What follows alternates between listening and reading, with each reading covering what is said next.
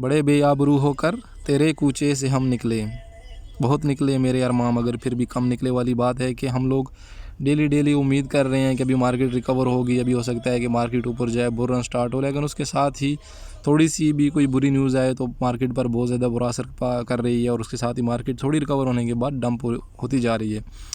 Video का purpose आप लोगों को सिर्फ करंट मार्केट सिचुएशन के लिहाज से बात करेंगे, लेकिन उसके साथ में एक चीज़ ऐड करता चलूँ। मैंने खुद अभी ये पोस्ट देखी है कि जो SEC की तरफ से ये सारे के सारे जो कॉइन्स हैं इनको एज अ सिक्योरिटीज़ कहलाया गया है, या फिर उन लोगों ने क्लेम किया है कि जितने के जितने कॉइन्स हैं ये सारे सिक्योरिटीज़ में आएंगे।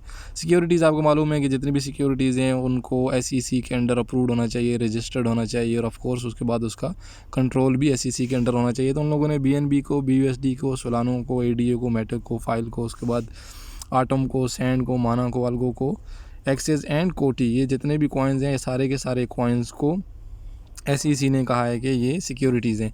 पहले सिर्फ XRP का चल रहा था, काफ़ी टाइम से आपको मालूम है कि XRP का केस चल रहा है SEC के साथ, और रिसेंटली लास्ट ईयर ही उन लोगों ने BUSD को ओनली ऐड किया था, लेकिन अभी उन लोगों ने बहुत ज़्यादा कॉइन्स की लिस्ट दे दी है कि सारे के सारे कॉइन्स अंडर सिक्योरिटीज़ आते हैं। तो सब लोगों को मुहतात रहना चाहिए, स्पेशली इन कॉइन्स के बारे में, कि अगर इन पर केस दायर हो जाता है XRP की तरह, अगर ये कुछ सेटलमेंट कर लेते हैं, कुछ कंप्रोमाइज़ या इस तरह की कोई चीज़ हो जाती है SEC की, और उसके बाद जितनी भी कॉइन्स हैं इनकी कंपनी के बारे के दरमियान, तो फिर ओके। अदरवाइज़ XRP की तरह काफ़ी टाइम तक, काफ़ी लंबे अरसे तक इन कॉइन्स की जो ग्रोथ है वो मतलब कि रुक सकती है, क्योंकि जितने भी US कस्टमर्स रहेंगे वो इन कॉइन्स में ट्रेडिंग वगैरह नहीं कर पाएंगे, या जो एक्सेस है बाइंग एंड सेलिंग उनको लिमिटेड कर दिया जाएगा, तो उसके साथ साथ इनकी जो ग्रोथ है वो भी रुकने के चांस है। बट एनीवेज चेक करते हैं, नेक्स्ट कोई भी अपडेट आती है तो आप लोगों के साथ शेयर करता रहूँगा, इसलिए चैनल को सब्सक्राइब कर लें, या एटलीस्ट बेल नोटिफिकेशन उसको दबा लें ताकि आपके पास टाइम टू टाइम अपडेट्स पहुँचती रहें।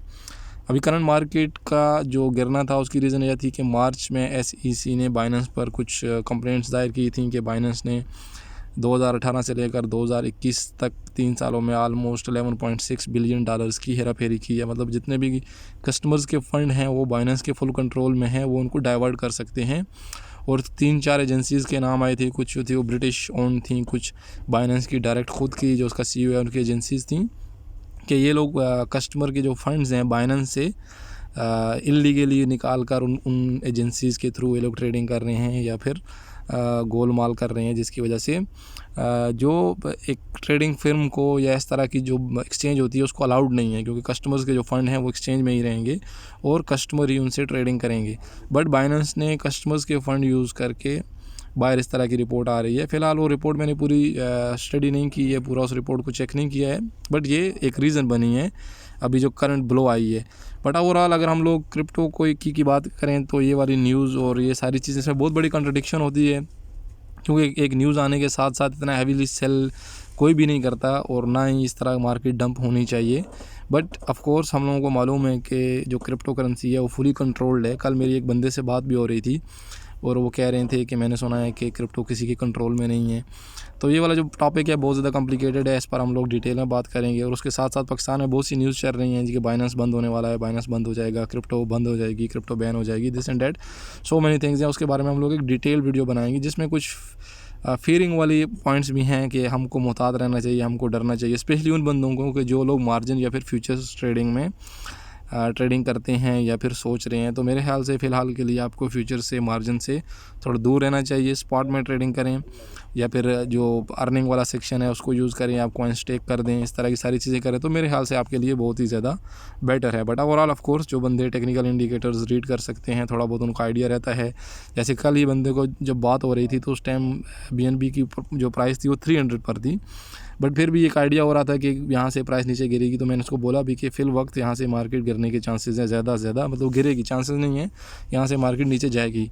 तो वो ऐसे ही हुआ। ऑफ कोर्स मुझे पता नहीं था, बट जो इंडिकेटर्स हैं हम लोग कभी भी अभी भी अगर आप BNB को वीकली कैंडल में देखेंगे, यहाँ पर देखें, अगर आप वीकली कैंडल में इसको देखेंगे तो आपको क्लियर आइडिया होगा कि BNB की प्राइस या मार्केट इधर से काफ़ी ज़्यादा नीचे जाने के चांसेस है, क्योंकि अभी मार्केट ने स्पेशली BNB ने जो प्रीवियस की सपोर्ट लाइन थी उसको ब्रेक किया है। और अगर अभी यहाँ से थोड़ी सी भी स्लिप होती है तो हो सकता है कि ये वापस 240, 239 या फिर 245 की प्राइस पर जाए। क्योंकि इसकी जो इसके बाद अभी रेजिस्टेंस आ रही है, सपोर्ट आ रही है सॉरी, वो है नियरली अराउंड 240 239 या फिर 245 के लगभग। अगर आप देखेंगे इस एरिया में, ये वाला जो एरिया है, इस एरिया में काफ़ी ज़्यादा ट्रेडिंग हुई है। ये इसकी एज आ कंसिडर होगी जब भी हम लोग टेक्निकल इंडिकेटर चेक कर रहे होते हैं या फिर वीकली या डेली इस तरह के कैंडल्स में, तो फिर इसकी यहाँ पर सपोर्ट आएगी। तो एनीवेज ये तो एक टेक्निकल इंडिकेटर्स की बात हो गई है। तो जो बंदे अच्छे टेक्निकल इंडिकेटर्स रीड कर सकते हैं या एटलीस्ट उनको बेसिक थोड़ा नॉलेज है, वो जब भी कैंडल्स चेंज करते हैं, अपनी टाइम फ्रेम चेंज करते हैं, तो उनको आइडिया होता है कि वो क्या कर रहे हैं और नेक्स्ट क्या मतलब कि उनको करना चाहिए।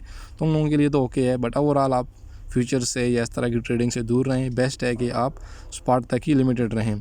तो ये सारी चीज़ें इस न्यूज़ की वजह से काफ़ी ज़्यादा फोर्स्ड लिक्विडेशन भी हुई हैं। हमको मालूम है फोर्स्ड लिक्विडेशन का मतलब ये होता है कि जब भी क्लाइंट या कस्टमर या ट्रेडर जो मार्जिन की रिक्वायरमेंट है उसको फुलफ़िल नहीं कर पाता तो लिक्विडेशन हो जाती है, तो फोर्स्ड लिक्विडेशन कहलाती है। तो काफ़ी ज़्यादा फोर्स्ड लिक्विडेशन हुई हैं अभी पिछले 24 घंटा में भी। अभी इसकी रिपोर्ट आ जाएगी जल्दी।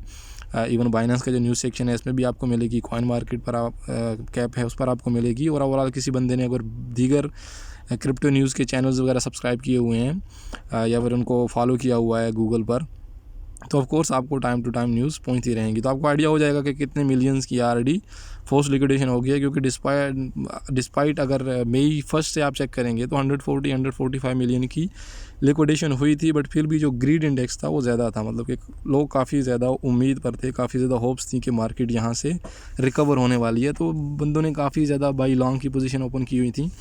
और मेरा जो पिछला टॉपिक मैंने आपको बताया है कि पाकिस्तान में क्रिप्टो बैन हो जाएगी या बंद हो जाएगी या क्रिप्टो बंद होने वाली है, इस तरह की काफ़ी ज़्यादा न्यूज़ आ रही थी। तो प्लीज़ इन चीज़ों को इग्नोर करें, वो क्रिप्टो बंद होने वाली नहीं है। इस पर हम लोग डिटेल से बात करेंगे। और उसके बाद कुछ लोगों का मानना है कि क्रिप्टो कंट्रोल्ड है, कुछ लोगों का मानना है कि क्रिप्टो किसी के कंट्रोल में नहीं है।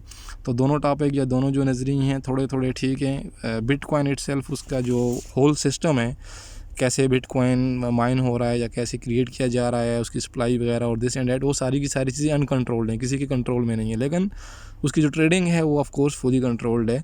तो जितने भी कॉइन्स हैं, अगर इनकी हम लोग जो बेसिक चेक करें, इवन दो अगर वो अनकंट्रोल रहेगी भी, कोई डेक्स वाला है, जैसे डेक्स है हमारे पास, डिसेंट्रलाइज एक्सचेंजेस हैं, तो डिसेंट्रलाइज एक्सचेंज तो किसी के कंट्रोल में नहीं है, बट ट्रेडिंग ऑफ कोर्स लोगों के कंट्रोल में है। लोग इन्वेस्ट कर रहे हैं, लोग ट्रेडिंग कर रहे हैं और बहुत बड़ी बड़ी वेल्स हैं। बाइनेंस इटसेल्फ बिगेस्ट वेल है और सबको मालूम है कि बाइनेंस क्रिप्टो में सबसे बड़ा मैनिपुलेटर भी है। जितनी भी मार्केट में मैनिपुलेशन होती है सारी की सारी बाइनेंस खुद करता है। तो जितनी भी एक्सचेंजेस हैं, चाहे वो बाइनेंस है या दीगर जितनी बड़ी एक्सचेंजेस हैं, ये सारे के सारे वेल्स हैं खुद। ये सारे के सारे बंदे क्रिप्टो की प्राइस को, इन सारी चीज़ों को कंट्रोल करते हैं और उनकी मर्ज़ी से होता है सब कुछ।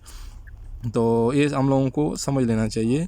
जिस बंदे ने क्रिप्टो का कंसेप्ट और क्रिप्टो कैसे वर्क करती है, ये सारी चीज़ें उसको समझ लग गई ना। मैं टेक्निकल इंडिकेटर्स की बात नहीं कर रहा हूँ, मैं ट्रेडिंग की बात नहीं कर रहा हूँ, मैं द होल सिस्टम या होल कंसेप्ट की बात कर रहा हूँ। तो अगर आपको इस चीज़ की समझ आ जाएगी तो आप एक बहुत कूल माइंडेड, कूल ब्लडेड और इस तरह के मतलब कि ना बिल्कुल इत्मीनान वाली पर्सनैलिटी वाले बंदे बन जाओगे। और उसके बाद आप एटलीस्ट लॉस नहीं करोगे। आपको प्रॉफिट्स होंगे ओवर द टाइम। 1 साल लगेगा, 1.5 साल लगेगा, 2 साल लगेगा या फिर लेट्स से कि 2 महीने 3 महीने लगेंगे, लेकिन आपका लॉस होना बंद हो जाएगा। जो टेम्परेरी लॉस है, अभी मैंने BNB यहाँ से बाई कर लिया जी, 276 से बाई कर लिया। हो सकता है क्योंकि मैंने आपको बोला है कि वीकली कैंडल में शो हो रहा है कि यहाँ से मार्केट और नीचे जाए।